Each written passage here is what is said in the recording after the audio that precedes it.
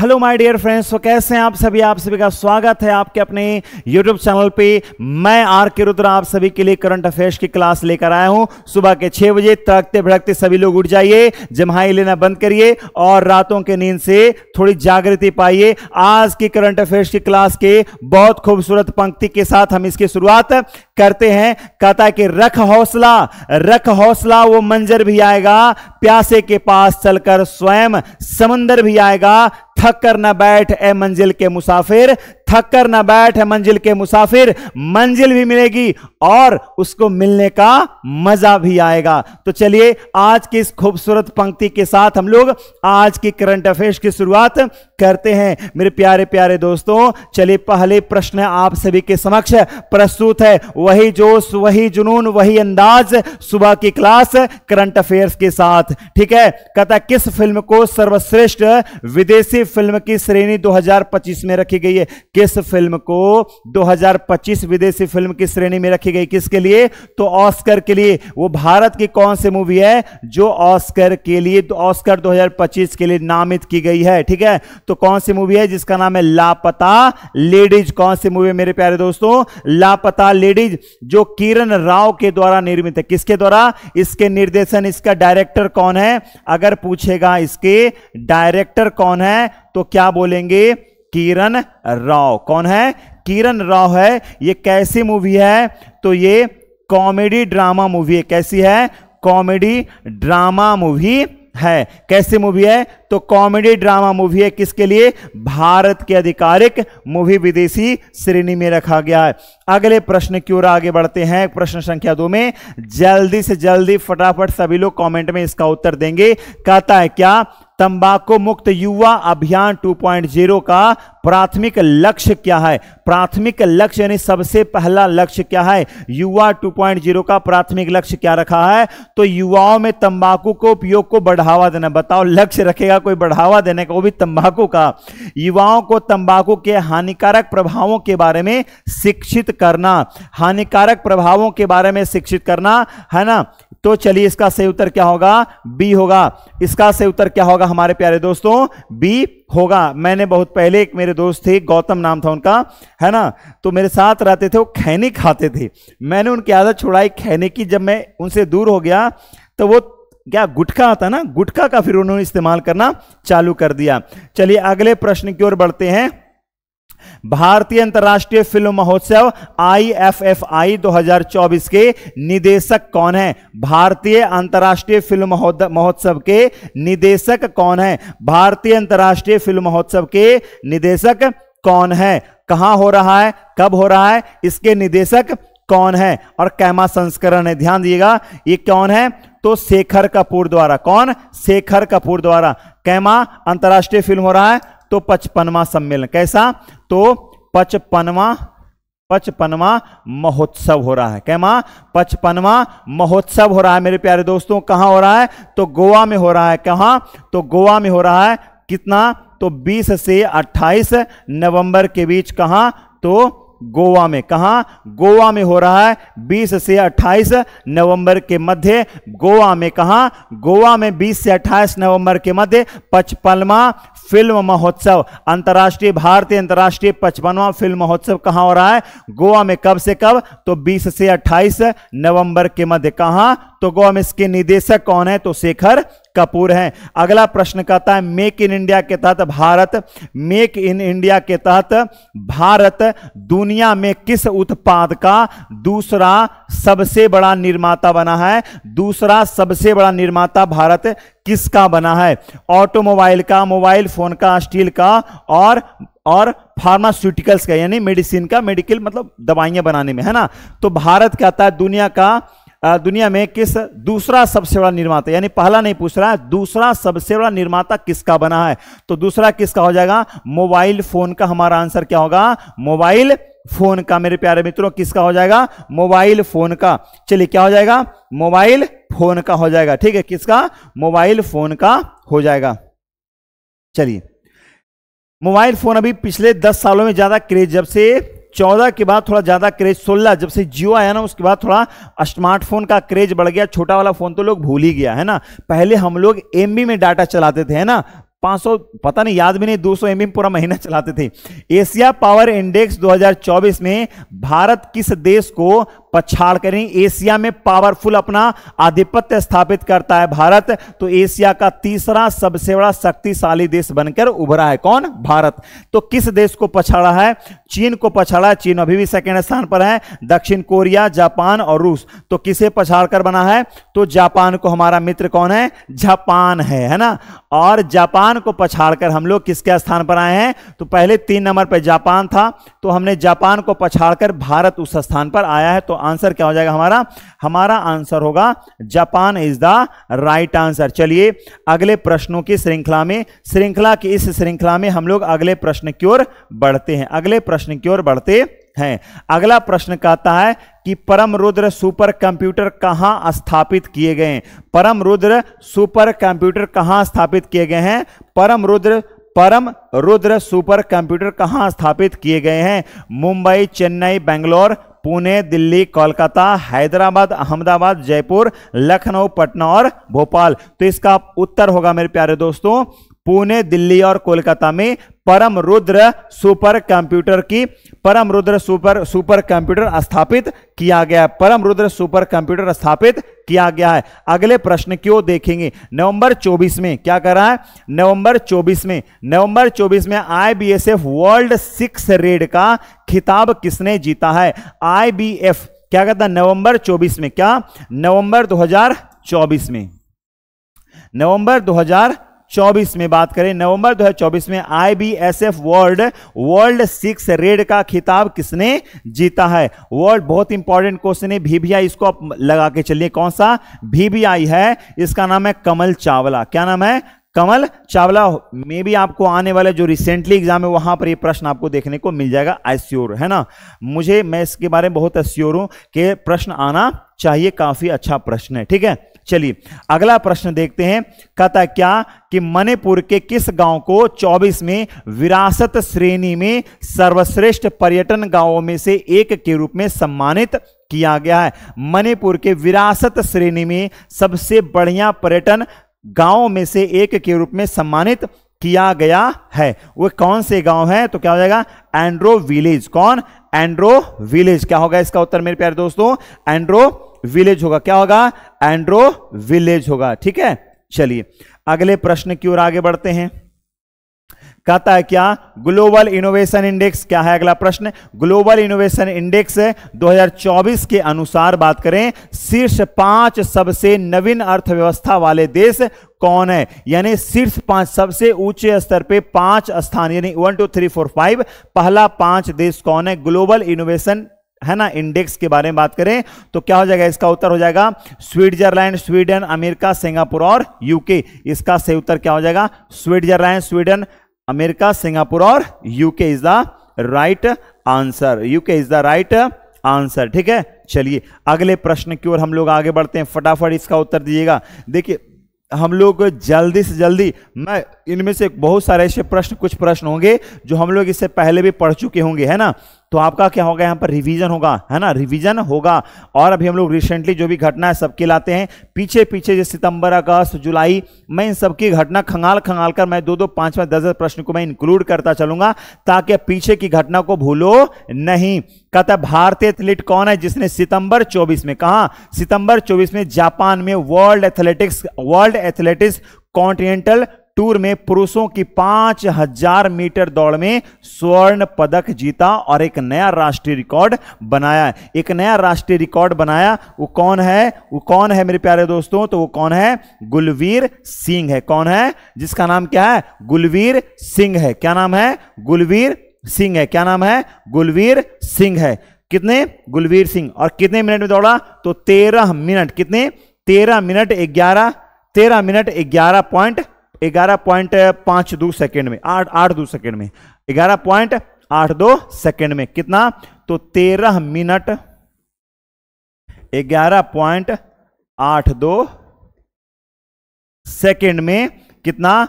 13 minute 11.82 second में इसने अपनी दौड़ को पूरी की थी, ठीक है। चलिए अगले प्रश्न की ओर बढ़ेंगे। कहता है भारतीय सिनेमा के जनक के रूप में किसे जाना जाता है? भारतीय सिनेमा के जनक के रूप में, यानी भारतीय सिनेमा का जनक किसे माना जाता है? तो क्या बोलेंगे? दादा साहब फाल्के। दादा साहब फाल्के। और सिनेमा का, भारतीय सिनेमा का सबसे बड़ा अवार्ड कौन है? तो दादा साहब फाल्के अवार्ड, जिसमें आपको राशि कितनी मिलती है? तो 10 लाख रुपए की राशि प्राप्त होती। कितने? 10 लाख रुपए की राशि प्राप्त होती। कौन? 10 लाख रुपए की राशि प्राप्त होती है। चलिए ठीक है, अगले प्रश्न की ओर बढ़ेंगे।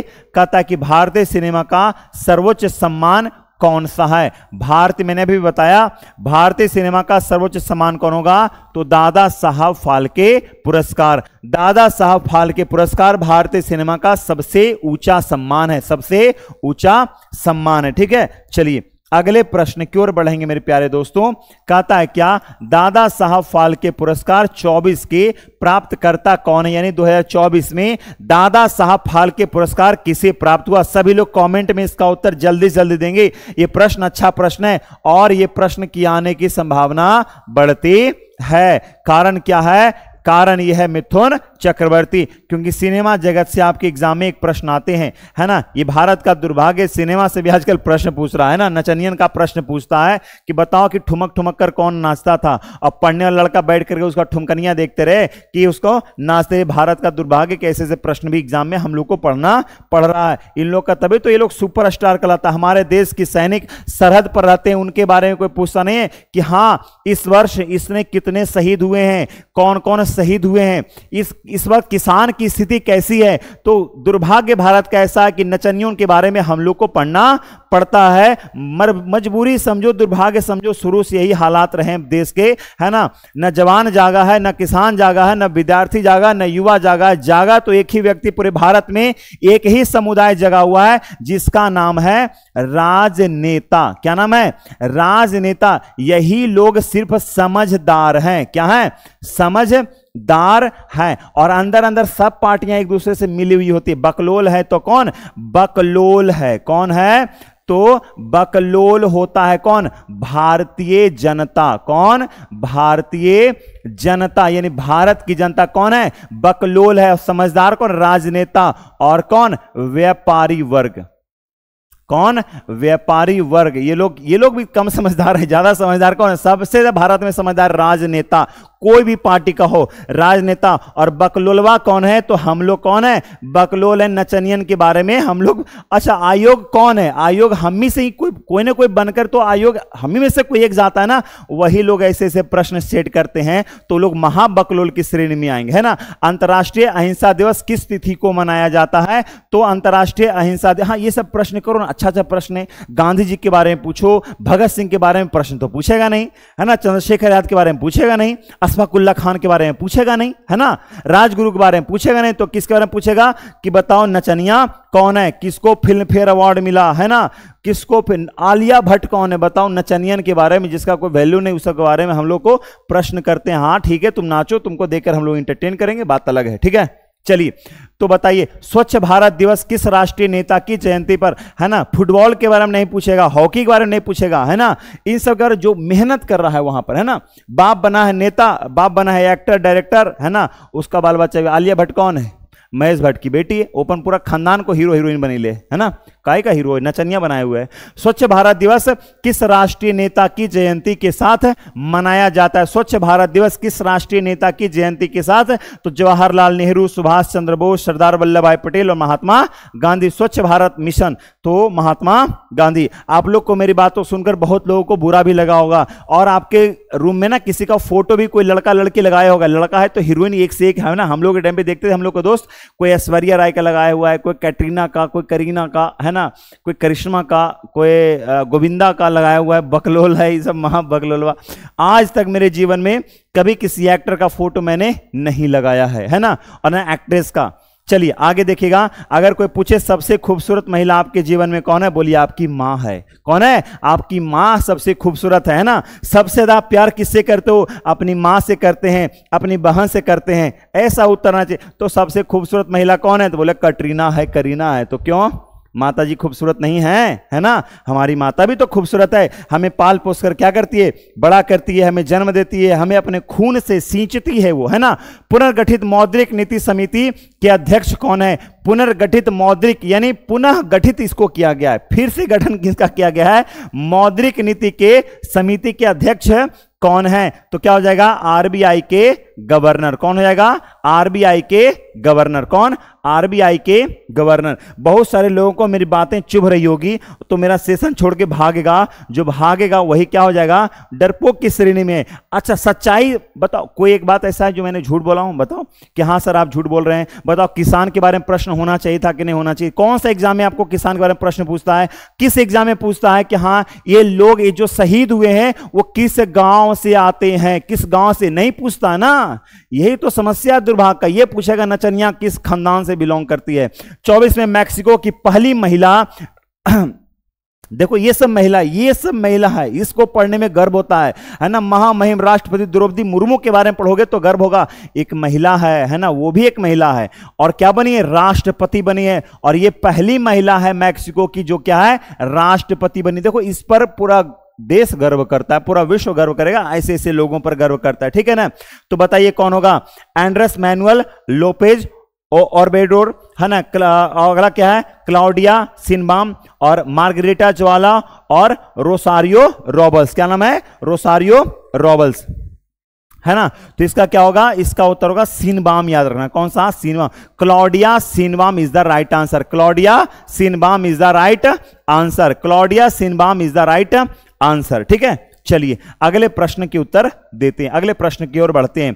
कहता जुलाई 24 तक कितने देश अंतर्राष्ट्रीय ऊर्जा दक्षता हब का हिस्सा थे? कितना देश हिस्सा थे? जुलाई 24 तक कितने देश अंतर्राष्ट्रीय ऊर्जा दक्षता हब का हिस्सा थे? चलिए इस प्रश्न का उत्तर सभी लोग कितने कितने कितने देश में शामिल थे? तो 16 देश। कितने? 16 देश इसमें शामिल थे। कितने मेरे प्यारे दोस्तों? तो 16 देश इसमें शामिल थे, जिसमें अर्जेंटीना आ गया, ऑस्ट्रेलिया आ गया, ब्राजील आ गया, कनाडा सबसे एक नंबर के घटिया देश है कनाडा, है ना? जो भारत के बुराई करे वो क्या बोलो? उसको खुल के बोलो घटिया है तुम, है ना? अक्टूबर 24 में कैबिनेट द्वारा किन भाषाओं को शास्त्रीय भाषा का दर्जा दिया गया?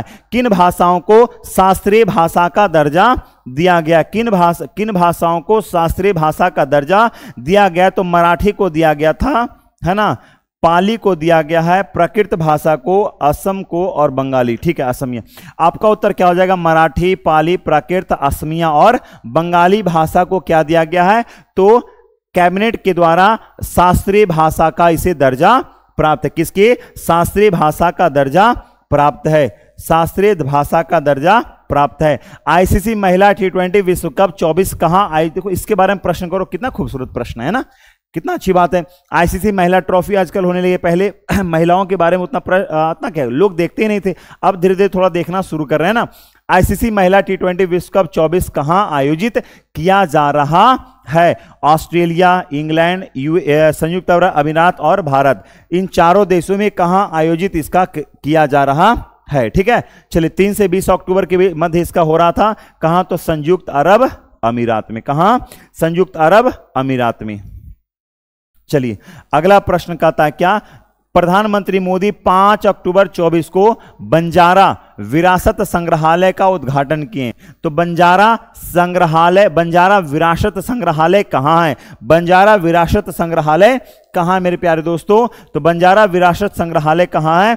तो वासिम, है ना, पोहर देवी, वासिम, महाराष्ट्र में। कहां है? महाराष्ट्र में। हालांकि ऐसा प्रश्न आएगा नहीं, आपको सिर्फ महाराष्ट्र देगा, बेंगलोर देगा, कलकत्ता देगा, इस तरह से आपको ऑप्शन देगा, राज्य देगा ऑप्शन में, है ना, राज्य के क्षेत्र नहीं देगा। देगा तो फिर हो सकता है वासिम तक दे, लेकिन उतना डीप नहीं देगा, है ना, कि कौन सा गांव जा किया था, ऐसा कुछ नहीं है। ठीक है, चलिए अगले प्रश्न की ओर बढ़ते हैं। कहता है क्या? स्वदेशी रूप से विकसित बहुत कम दूरी की वायु रक्षा प्रणाली, बहुत कम दूरी की वायु रक्षा प्रणाली का नाम क्या है? जिसका 7 अक्टूबर 24 को राजस्थान के पोखरण फायरिंग रेंज में सफलतापूर्वक परीक्षण किया गया है। 7 अक्टूबर को जिसका परीक्षण किया जा चुका है। और क्या है, ये बहुत कम शॉर्ट रेंज की है। क्या शॉर्ट रेंज की, इसका नाम है वसोराद। वसोराद क्या नाम है, वसोराद से नाम है। वसोराड से ड भी कहीं पे लिखा रह सकता है, कहीं द भी लिखा रह सकता है ना। अंग्रेजी को हिंदी में बड़ा टफ हो जाता है। वसोराद से या वसोराड से भी रह सकता है। ठीक है, चलिए इसको इंग्लिश में आप ध्यान से पढ़िएगा जब इंग्लिश में आवे तो। 24 में क्या लिखा हुआ है, ISSF। 24 में ISSF जूनियर विश्व शूटिंग चैंपियनशिप में पदक तालिका में कौन सा देश सबसे ऊपर रहा है। कौन सा देश सबसे ऊपर रहा है, जूनियर शूटिंग चैंपियनशिप में कौन सा देश सबसे ऊपर रहा है। तो पहला स्थान पे क्या हो जाएगा, भारत। क्या हो जाएगा मेरे प्यारे दोस्तों, भारत हो जाएगा, जिसमें 13 स्वर्ण 3 रजत और 8 कांस्य यानी 13 गोल्ड आया है। और 8 आपको सिल्वर आया, 3 आपको सिल्वर आया है और 8 आपको क्या है, तो 8 आपका क्या, तो ब्रॉन्ज मेडल। कौन सा मेडल, ब्रॉन्ज मेडल आया है। चलिए अगले प्रश्नों की श्रृंखला में अगले प्रश्नों की ओर बढ़ते हैं। अक्टूबर 24 में भारतीय रिजर्व बैंक के डिप्टी गवर्नर के किसे विस्तार किया गया। किसकी जो है विस्तार, किसका कार्यकाल को विस्तार यानी आगे बढ़ाया गया। किसके कार्यकाल को विस्तारित किया गया है, किसके कार्यकाल को विस्तारित किया गया है, तो राजेश्वर राव का। क्या, एम राजेश्वर राव। क्या हो जाएगा आपका उत्तर, एम राजेश्वर राव। तो कब तक विस्तारित किया गया है, तो अगले आदेश तक। अभी क्या बोलेंगे, अगले आदेश तक विस्तारित किया गया है। जब तक अगला आदेश नहीं आया था तब तक इनको क्या गया। चलो ठीक है, अभी आप ही लियो, है ना। कहता है फिजियोलॉजी या मेडिसिन में 24 में नोबेल पुरस्कार से, देखिए सब प्रश्न काफी अच्छा है, नोबेल पुरस्कार से एक प्रश्न आता ही आता है। किसे सम्मानित किया गया है, फिजियोलॉजी मेडिसिन में 2024 में नोबेल पुरस्कार से किसे सम्मानित किया गया है, किसे सम्मानित किया गया है। चलिए किसे सम्मानित किया गया है, तो कहता है क्या, वॉटसन, क्रिक, एम्ब्रोस, रुवक्कुन, ब्लैकबर्न, ग्रीडर और क्या होगा, नर्स और हंट। नर्स और हंट। तो चलिए इसका सही उत्तर क्या हो जाएगा, इसका सही उत्तर क्या होगा मेरे प्यारे दोस्तों, एम्ब्रोस और रुवक्कन। क्या होगा, एम्ब्रोस एंड रुवक्कन। एम्ब्रोस और रुवक्कन इज द इसका आंसर होगा। ठीक है, चलिए अगले प्रश्न श्रृंखला में हम लोग अगले प्रश्नों की ओर बढ़ रहे हैं। क्या कहता है, क्या भौतिकी में 24 का नोबेल पुरस्कार किसने जीता। भौतिकी में 24 में नोबेल पुरस्कार किसने जीता। Elon Musk, Bill Gates, Hopfield और हिंटन, हॉकिंग और आइंस्टीन और ट्यूरिंग और बेबेज। क्या होगा, ट्यूरिंग और बेबेज। चलिए इस सब का आपको उत्तर देना है। तो क्या होगा बताइए, एलन मस्क नहीं है, बिल गेट्स नहीं है। एलन मस्क है नहीं तो बिल गेट्स कहां से होएगा, है ना। तो इसका सही उत्तर क्या होगा, हॉपफील्ड एंड हिंटन। क्या हो जाएगा, Hopfield and Hinton. Hopfield and Hinton is the right answer. मेरे प्यारे मित्रों अगले प्रश्नों की श्रृंखला में हम लोग अगले प्रश्नों की ओर बढ़ेंगे। कहता है प्रोटीन संरचना अनुसंधान में सफलताओं के लिए रसायन विज्ञान में 24 का नोबेल पुरस्कार किसने जीता। 24 का नोबेल पुरस्कार किसमें, तो प्रोटीन संरचना अनुसंधान में, है ना। प्रोटीन संरचना अनुसंधान में नोबेल पुरस्कार किसने जीता। नोबेल पुरस्कार किसने जीता। सभी लोग जरा इसका उत्तर देंगे फटाफट। क्या होगा, चलिए क्या होगा, इसका उत्तर हो जाएगा डेविड बेकर, जॉन जंपर और डेमिस हस्बिस। डेमिस हस्बिस, है ना, डेमिस हस्बिस। इसका उत्तर क्या हो जाएगा आपको, डेमिस हस्बिस हो जाएगा। चलिए ठीक है, अगले प्रश्नों की हम लोग श्रृंखला में हम लोग अगले प्रश्नों की ओर बढ़ते हैं। ठीक है, चलिए अगला प्रश्न कहता है क्या, अक्टूबर 24 WHO प्रमाणन के अनुसार भारत ने किस बीमारी को सार्वजनिक स्वास्थ्य समस्या के रूप में आधिकारिक रूप से समाप्त कर दिया है। तो कौन सा बीमारी को भारत आधिकारिक रूप से बोल दिया है कि अब इस समस्या भारत में नहीं है। वो कौन सी समस्या है, उसका नाम है ट्रैकोमा। क्या नाम है, उसका नाम है प्रिय दोस्तों ट्रैकोमा। क्या नाम है, ट्रैकोमा। क्या नाम है, ट्रैकोमा। अगले प्रश्नों की ओर बढ़ रहे हैं। अगला प्रश्न कहता है साहित्य में 24वें नोबेल पुरस्कार किसे दिया गया है? साहित्य 2024 में नोबेल पुरस्कार किसने जीता या किसने दिया गया है? तो हान कांग। किसने? हान कांग। और ये महिला कहां की है? तो ये साउथ कोरिया की महिला। कहां की है? ये साउथ कोरिया। किसके? साउथ कोरिया की महिला है। कहां की है? ये साउथ कोरिया की महिला है। अगले प्रश्नों की श्रृंखला में हम लोग अगले प्रश्न की ओर बढ़ते हैं। कहता है नोबेल शांति पुरस्कार किसने जीतने वाले संगठन का नाम क्या है? नोबेल पुरस्कार जीतने वाले संगठन का नाम क्या है? तो संगठन का नाम क्या होगा? नेहोन हिडानक्यो। क्या नाम है इसका? चलिए सभी लोग इसका उत्तर देंगे। नेहोन हिडानक्यो। क्या होगा? नेहोन हिडानक्यो इसका इज द राइट आंसर। नेहोन हिडानक्यो इसका उत्तर क्या होगा? नेहोन हिडानक्यो। शांति पुरस्कार कौन सी संस्था जीती है? तो नेहोन हिडानक्यो। अगले प्रश्न की ओर बढ़ते हैं। कहता है भारतीय नौसेना का पहला स्वदेशी बहुउद्देशिक जहाज समर्थक, नाम क्या उसका? समर्थक किस कंपनी ने बनाया है? किस कंपनी ने बनाया है? क्या हो गया? किस कंपनी ने बनाया है? Cochin shipyard, Mazagon dock ship builders, Hindustan shipyard और L&T शिपयार्ड। अरे यार क्या हो गया? L&T shipyard. चलिए इसका सही उत्तर क्या होगा? इसका होगा L&T शिपयार्ड। L&T shipyard. अरे L&T शिपयार्ड। चलिए अगले प्रश्न की ओर बढ़ते हैं।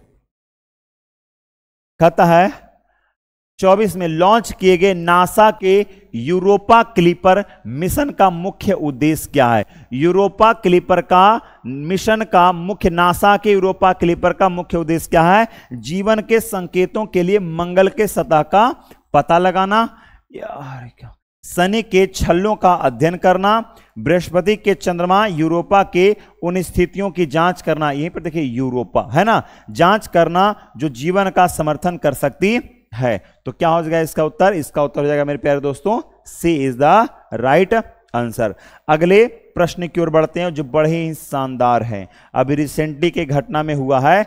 16 अक्टूबर 24 को जम्मू कश्मीर के मुख्यमंत्री के रूप में किसने शपथ ली है?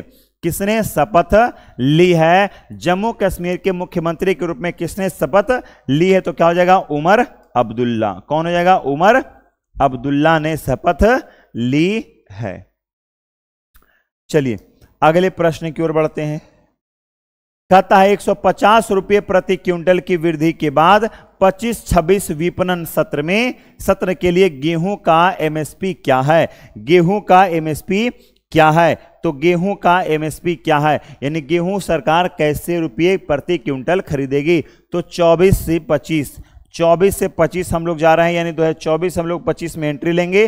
तो 24 से 25 रुपये प्रति क्विंटल। कितना?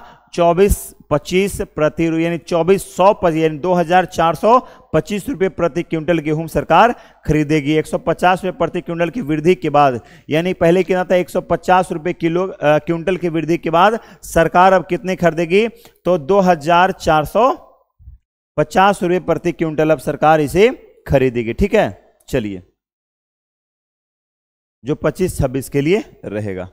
अगले प्रश्न की ओर बढ़ेंगे। अगला प्रश्न कहता है क्या?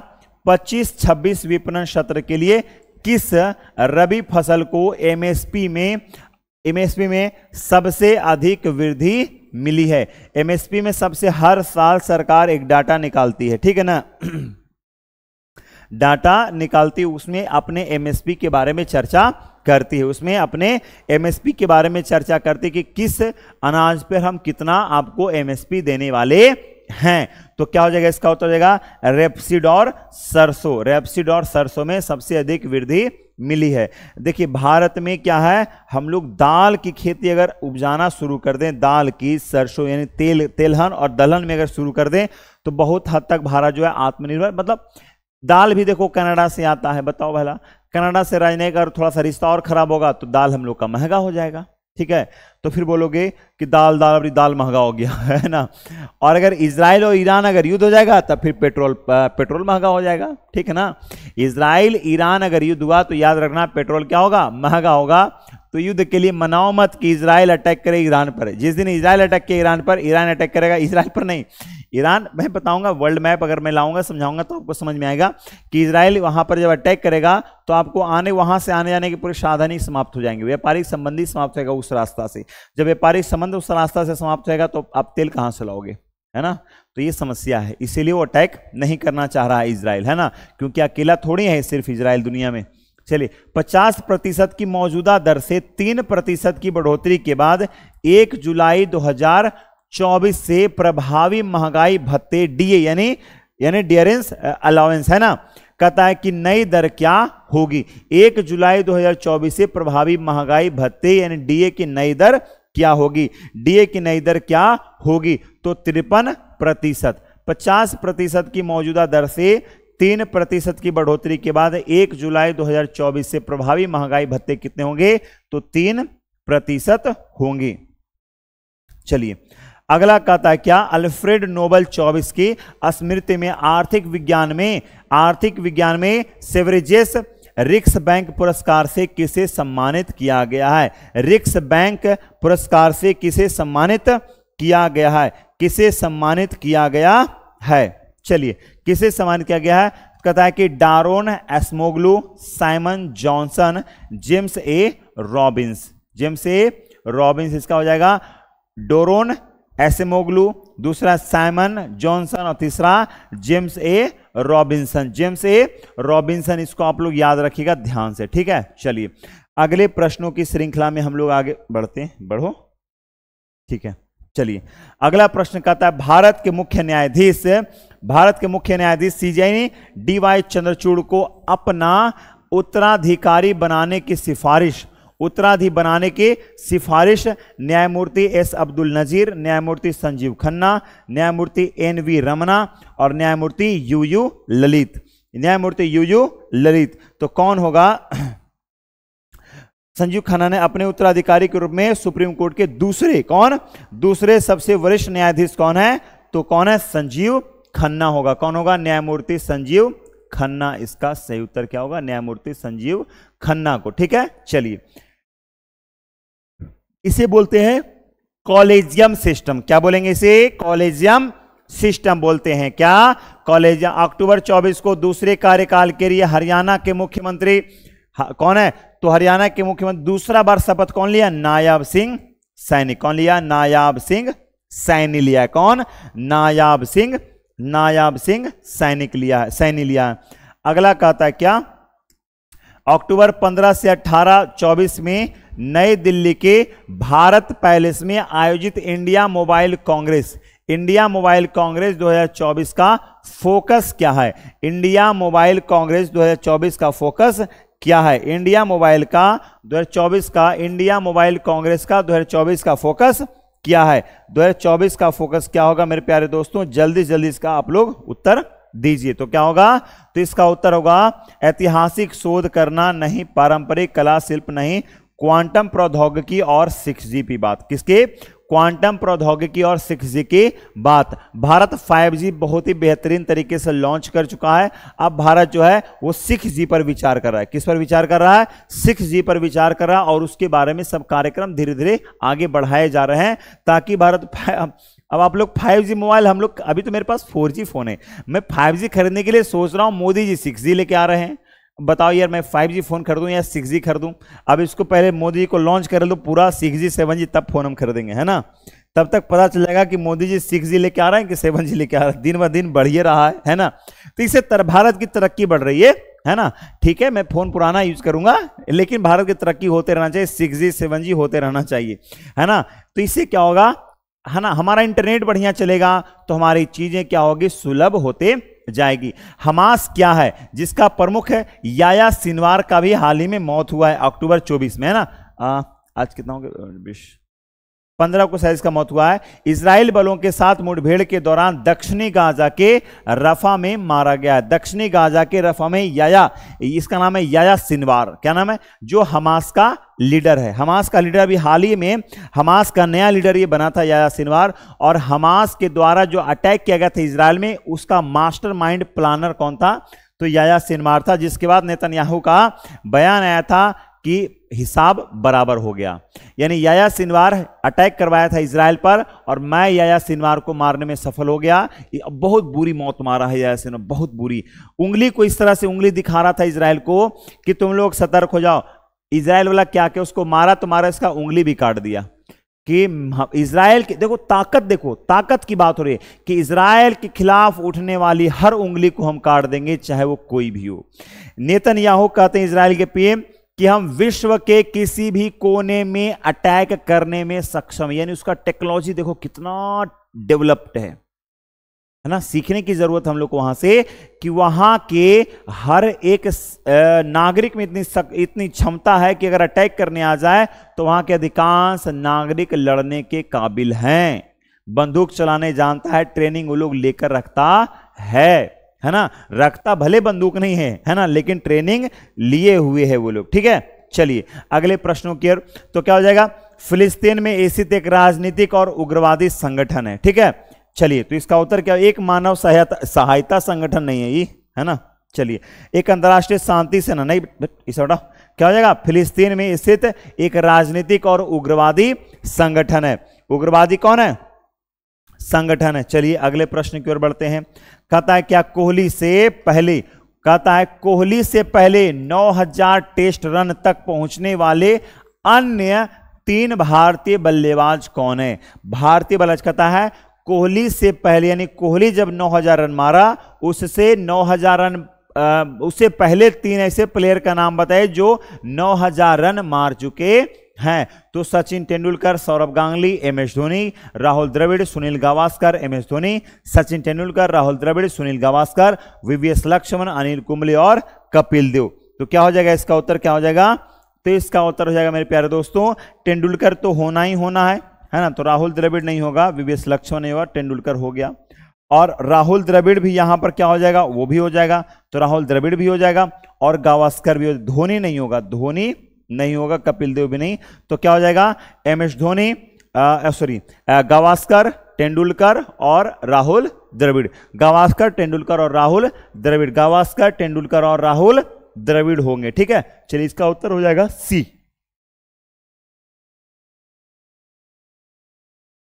चलिए तो बताइए आप लोग को ये सेशन आज का कैसा लगा। सभी लोग अपने कमेंट बॉक्स में सभी लोग फटाफट जरा उत्तर देना चालू कर दीजिए।